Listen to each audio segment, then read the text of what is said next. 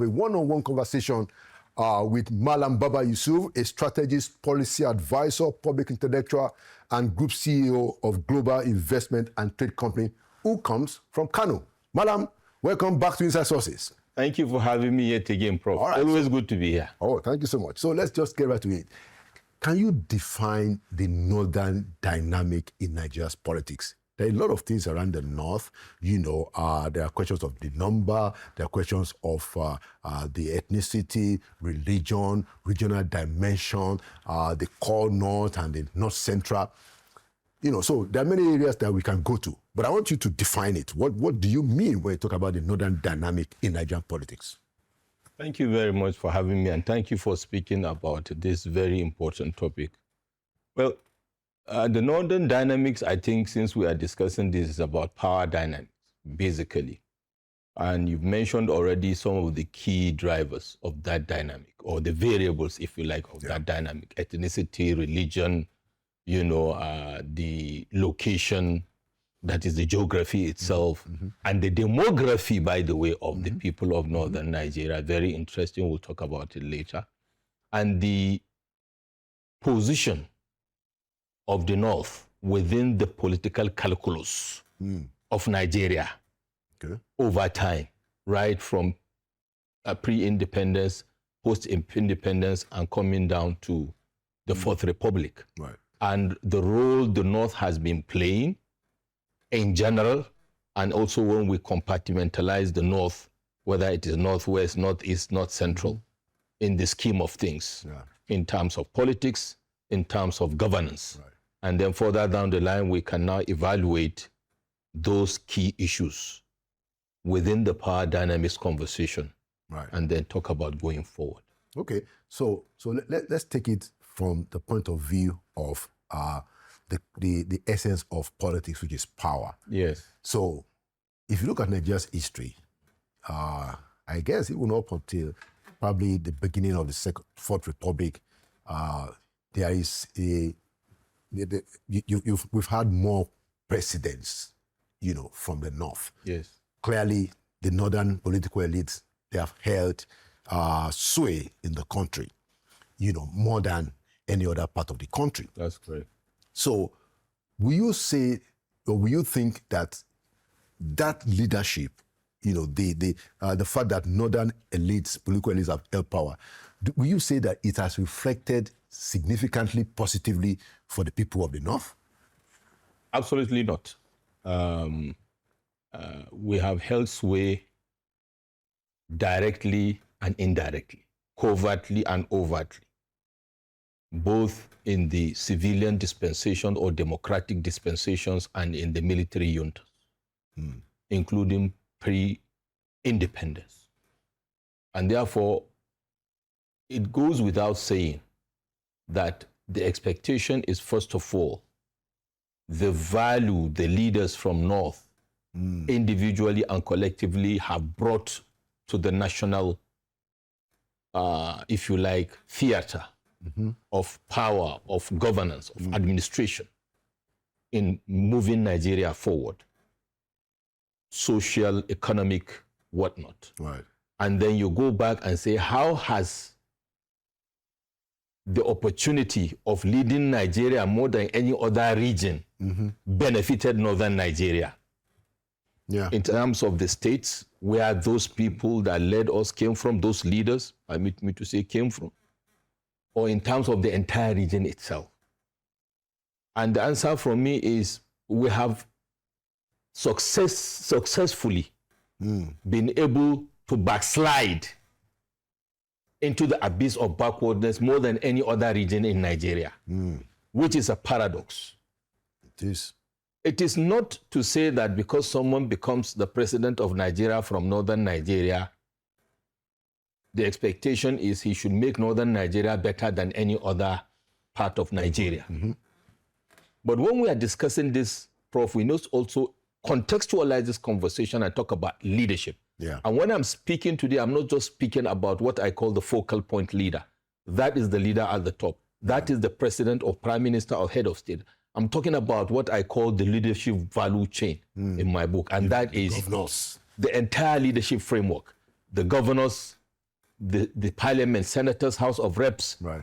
down to the councillors, including the traditional rulers, including the religious leaders, including, thought leaders and other people like us. How have we actually succeeded in pulling back the North? Because we are the most backward in terms of education, in terms of whatever. I mean, I give you an example. Yeah. As we are today, we are out of the over 33 banks, international, national, regional banks in Nigeria. Okay. How many of them are owned by Northern Nigerians?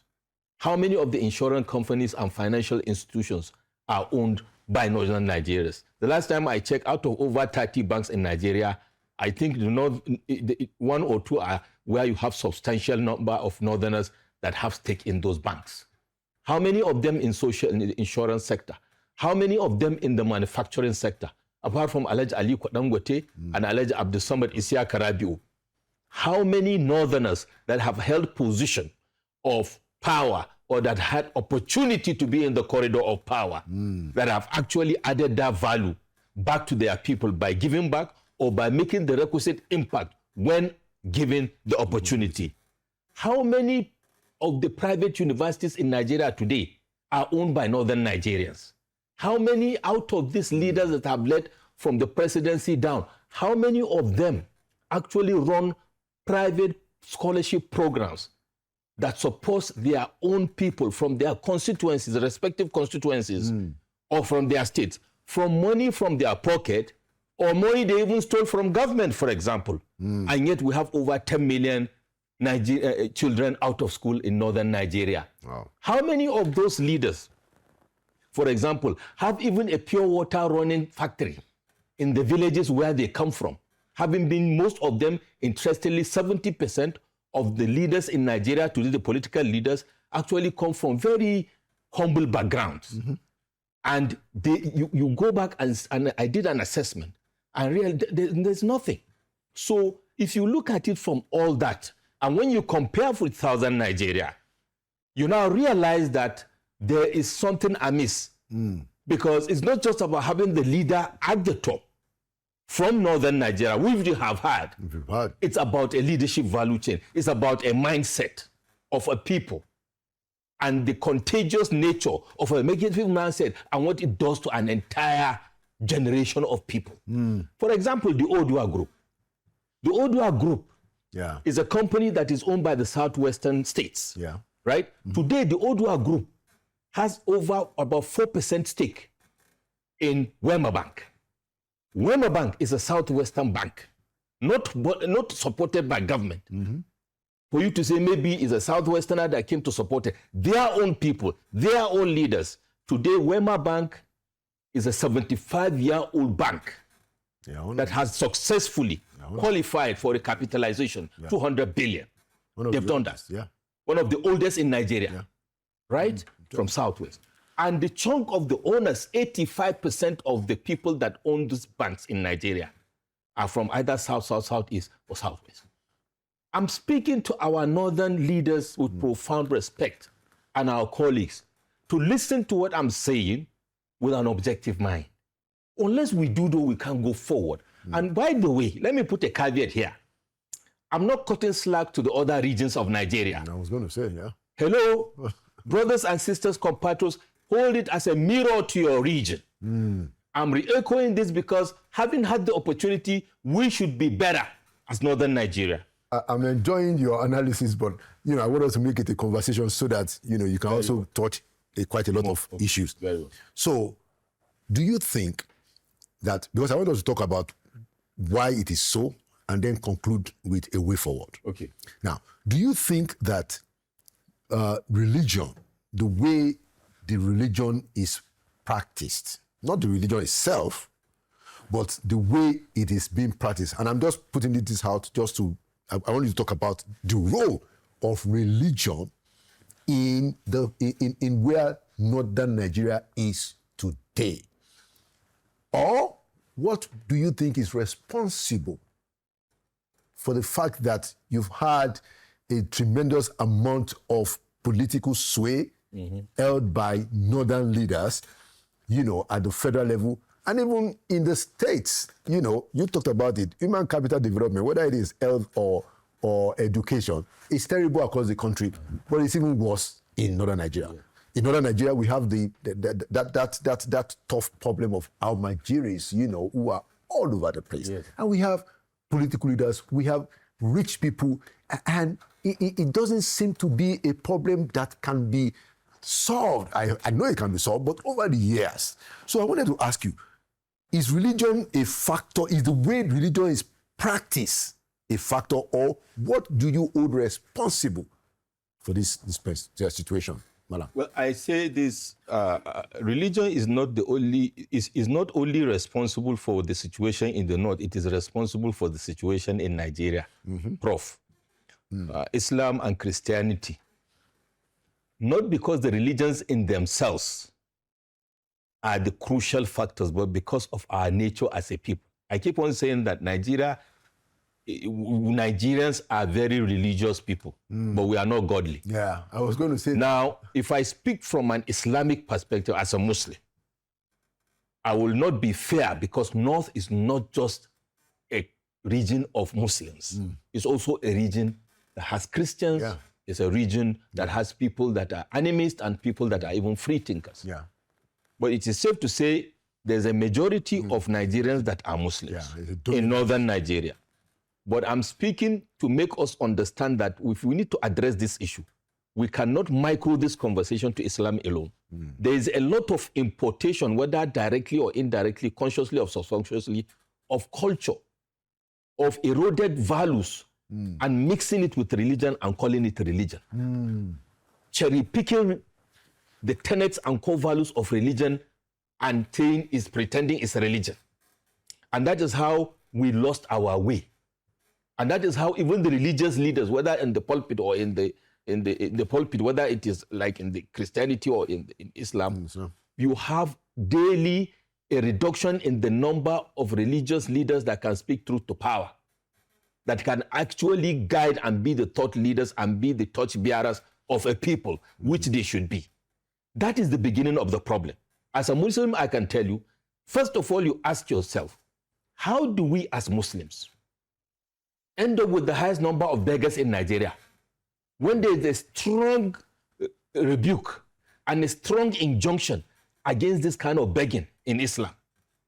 Why don't we have these Al-Majiris in Saudi Arabia? Why don't we have them all over United Arab Emirates or Bahrain or whatever? You ask yourself that question. So you can see it's not religion. Because those people don't do this. It's not part of their culture. It's not part of their mindset. It's a lazy mindset that permeated into our psyche and our fabric of society over time, which we need to deal with, that ended up with this kind of thing we call somebody, an average northerner that is a Muslim, back in the days will not just send his child off to God knows where and say the man will go and teach him Islam, you don't know where. A child that is 3-year-old, you send them to where? Who does that where? And if you take a sample of Islamic society, for example, so religion, misapplication of the religion itself, and the mindset of Nigerians being not godly but religious is the fundamental issue we have. But when you end up with about 10 million children on the street, they belong to a family, a Muslim family somewhere, of a father or mother, they don't know where they are. Right? And that is a fundamental issue.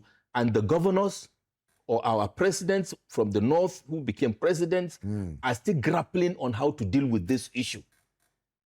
So religion has played a role. And of course, on the flip side, this issue of Islam versus Christianity issue. Right. Yes, it is a politically injected issue. Because if you go back to history also, there was a time when it was not like this. Okay. But it had become worse over time because the politicians now came and took this opportunity of this pollution of the religion to now seize the moment and further polarize the people. So I want us to look at the dynamic in politics, because that was the conversation we were having on Sunday when you brought up the point. Very well. The way it is now in my reading, I mean, correct me if I'm wrong or if you disagree with my perspective, is that the political elites in the north and their allies in the south, they use the condition the social condition, the economic condition, the religious condition, the fact that education is, I mean, we talk about over 10 million, they have turned it into a weapon to win elections. Yes. And so you find out that the behavior of the northern politician and the southern politician is the same. Yes, that's in trying to exploit. So I wanted to ask, I mean, if you agree with this, what is the way out? Or what's your view on that? Well, it's sad, and that is the reality. Weaponization of poverty and religious diversity, or weaponization of our diversity and poverty by the political class is what is largely responsible. But to key into what I said earlier, while we are speaking to leadership, we should also speak to ourselves. Like I talked about the leadership value chain, talking about the elites. Now we have to broaden the elites, group, and to say, if you have a president like President Muhammadu Buhari that spent 8 years in government, how did the North fare? Right? And compare it with what we are saying now about our situation. As at the time President Muhammadu Buhari, may God bless his soul, left, we had about 133 multidimensionally poor Nigerians. What I wouldn't want us to allow to happen, Prof, and I say this with all sense of responsibility, is that the people that are down there get tired and push back. No number of our armed forces will be able to contain it. Let us not allow that trigger to happen, because people are becoming conscious that so long as you come to parade somebody for election, it is for your selfish interest. Okay, I mean, that's a very good point to pause the conversation, because we're going to continue this conversation on Sunday. And I'm going to ask you, the first question I'm going to ask you on Sunday is, how do you read the behavior of particular politicians? In this case, the behavior of Dr. Rabiu Kwakwanso. Yes. You know, is he, I mean, the way it is now, is he playing the politics differently, significantly, from an Atiku Abubakar, or differently from Bola Ahmed Tinubu in the way they treat the northern people? That will be the question that we start with on Sunday. Thank you so much. I look forward to that. Yeah.